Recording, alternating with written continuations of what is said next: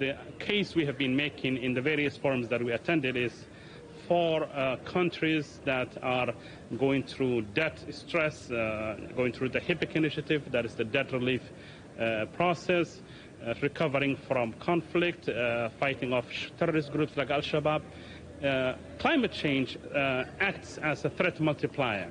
It increases vulnerabilities and deteriorates the situation. So there should be funds in place to attend to such peculiar cases. And I think it has been argued in some of the forums that the blind spot of climate financing and adaptation to climate change is the lack of focus on countries that are faced with multiple threats prior to climate change and are more vulnerable to climate change shocks. And mind you, places like Somalia have a great potential to not only be a recipient of funds, but also part of the solution to climate change. We have a long coastline, over 3,300 kilometers. We have abundant fish of various types and genres. We have livestock, over 60 million livestock, arable land. But we need the resources to invest in those particular sectors that can help us.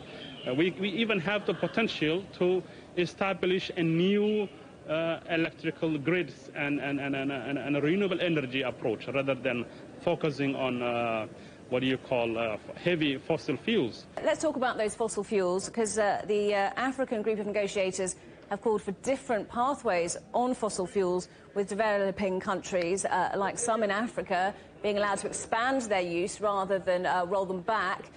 Do you think that's a fair way of doing things? You know, one of the key principles of the Paris Agreement was the principle of common challenge, a collective challenge, and differentiated responsibility in terms of capabilities.